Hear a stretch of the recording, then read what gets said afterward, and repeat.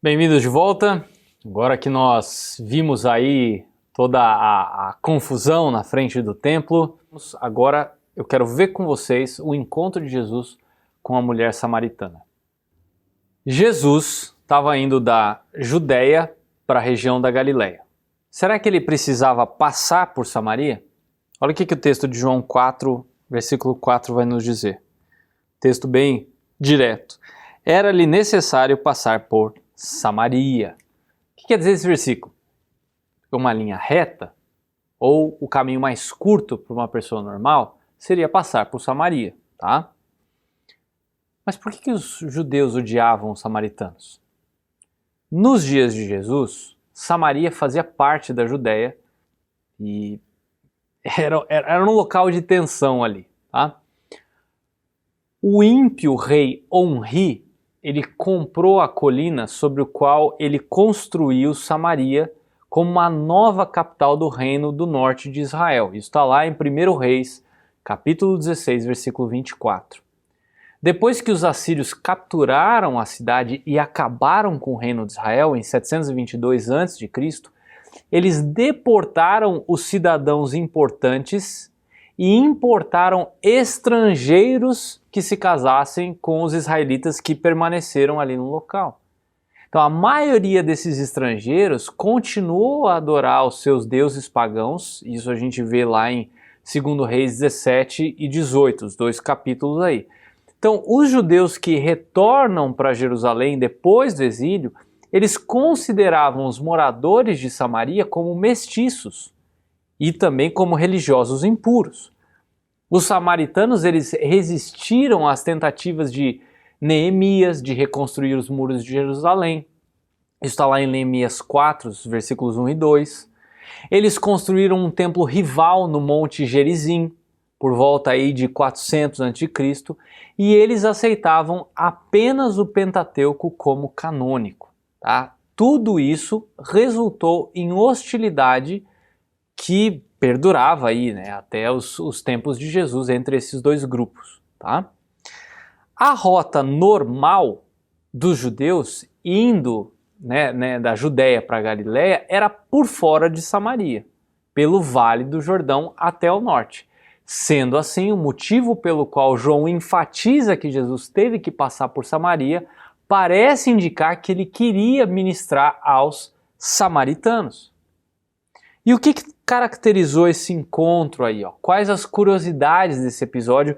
Vamos ler esse episódio primeiro aí, abre aí em João capítulo 4, olha os versículos, a partir do versículo 5, olha só. Assim, chegou uma cidade, a uma cidade de Samaria chamada Sicar, perto das terras que Jacó dera a seu filho José. Havia ali o poço de Jacó. Jesus, cansado da viagem, sentou-se à beira do poço. Isto se deu por volta do meio-dia. Nisto veio uma mulher samaritana tirar água. Disse-lhe Jesus: dê-me um pouco de água. Os seus discípulos tinham ido à cidade comprar comida. A mulher samaritana lhe perguntou: como o Senhor, sendo judeu, pede a mim, uma samaritana, água para beber? Pois os judeus não se dão bem com os samaritanos. Jesus lhe respondeu: se você conhecesse o dom de Deus e quem lhe está pedindo água, você lhe teria pedido e ele teria dado água viva. Disse a mulher: o Senhor não tem como tirar água e o poço é fundo. Onde pode conseguir essa água viva? Acaso o Senhor é maior do que o nosso pai Jacó, que nos deu o poço, do qual ele mesmo bebeu, bem como os seus filhos e seu gado? E Jesus respondeu: quem beber dessa água terá sede outra vez, mas quem beber da água que eu lhe der nunca mais terá sede. Ao contrário, a água que eu lhe der se tornará nele uma fonte de água a jorrar para a vida eterna. A mulher lhe disse: Senhor, dê-me desta água, para que eu não tenha mais sede, nem precise voltar aqui para tirar água. Ele lhe disse: vá, chame o seu marido e volte. Não tenho marido, respondeu ela. Disse-lhe Jesus: você falou corretamente, dizendo que não tem marido. O fato é que você já teve 5, e o homem com quem você vive agora não é o seu marido. O que você acabou de dizer é verdade. Disse a mulher: Senhor, vejo que és profeta. Nossos antepassados adoraram neste monte, mas vocês, judeus, dizem que Jerusalém é o lugar onde se deve adorar. Jesus declarou: creia em mim, mulher. Está próxima a hora em que vocês não adorarão o Pai neste monte, nem em Jerusalém. Vocês, samaritanos, adoram o que não conhecem. Nós adoramos o que conhecemos, pois a salvação vem dos judeus. No entanto, está chegando a hora, e de fato já chegou, em que os verdadeiros adoradores adorarão o Pai em espírito e em verdade. São estes adoradores que o Pai procura. Deus é espírito e é necessário que os seus adoradores o adorem em espírito e em verdade. Disse a mulher: eu sei que o Messias, chamado Cristo, está para vir. Quando ele vier, explicará tudo para nós. Então Jesus declarou: eu sou o Messias, eu que estou falando com você. Tem algumas coisas aqui que vale pontuar. Primeira coisa é que Jesus, ele conversa com uma mulher samaritana. Versículo 9 dá essa informação para a gente. Os judeus, eles normalmente consideravam os samaritanos como apóstatas impuros. Os fariseus, eles oravam para que nenhum samaritano fosse ressuscitado no dia da ressurreição. Nessa época, o preconceito ele proibia conversas públicas entre homens e mulheres. É importante salientar que Jesus foi o grande defensor da igualdade de valores entre homens e mulheres na sua época, sem ser feminista, tá?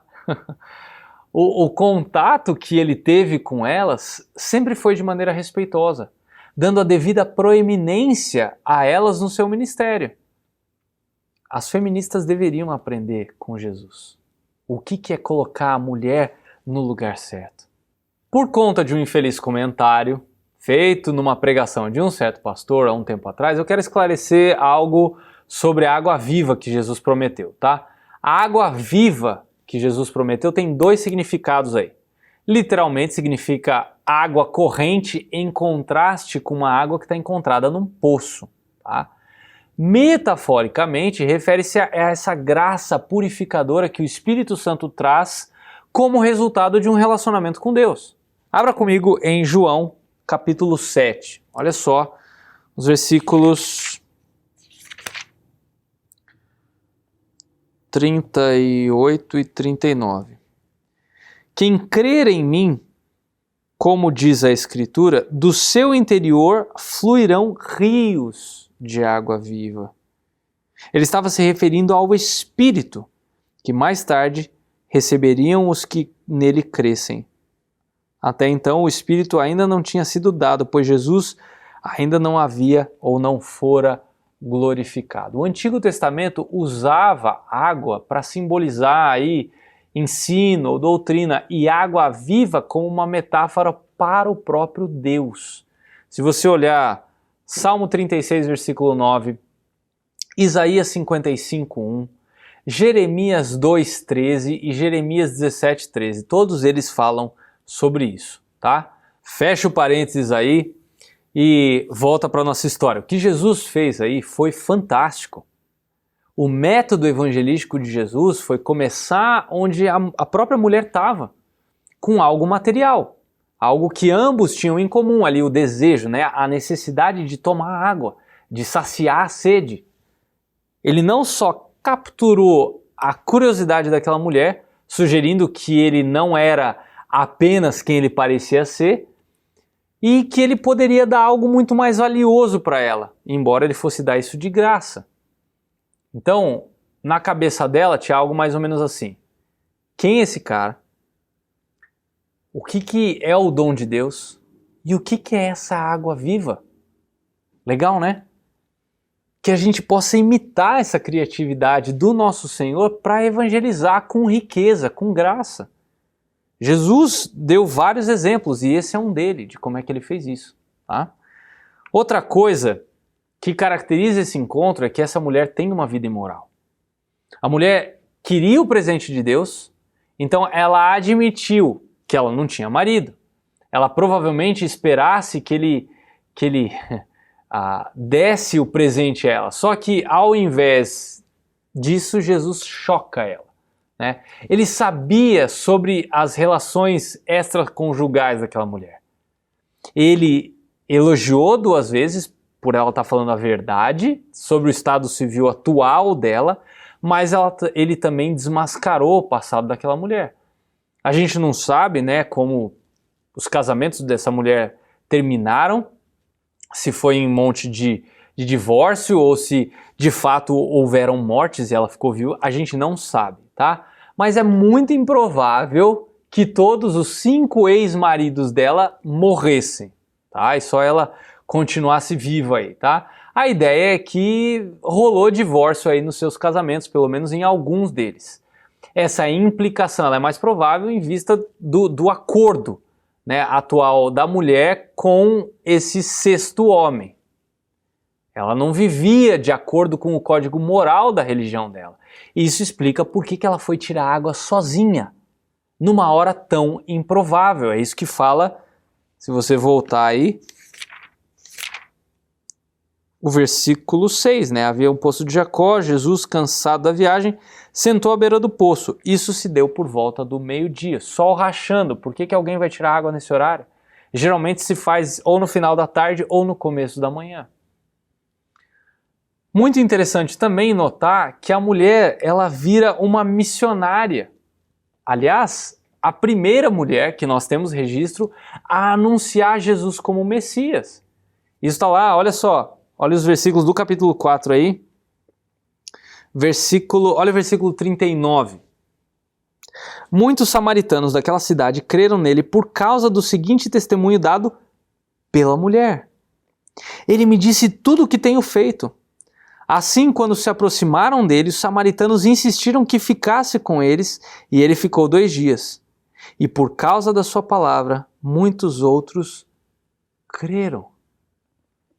Interessante notar também que a palavra de Deus ela transforma, né? Eles foram humildes para convidar um judeu para ficar com eles. Versículo 9 fala isso. E fala que isso aconteceu por 2 dias. Foi um tempinho rápido. É para dormir, para pousar lá, né? E o texto vai dizer no versículo 40 que muitos outros samaritanos creram no Senhor. Esses convertidos, eles creram por causa da palavra de Jesus, o testemunho do próprio Jesus, que confirmou o que a mulher falou sobre ele.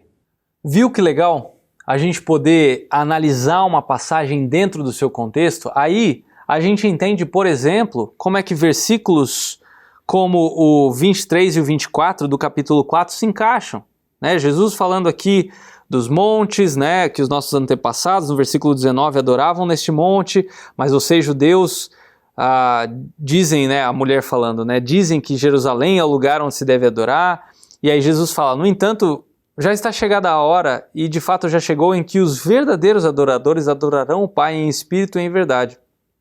São estes os adoradores que o Pai procura.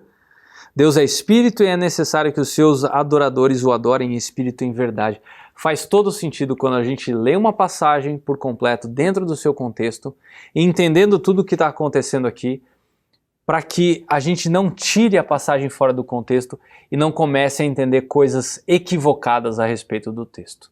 Em seguida, a gente vai ver sobre a popularidade de Jesus começando a aumentar, ok?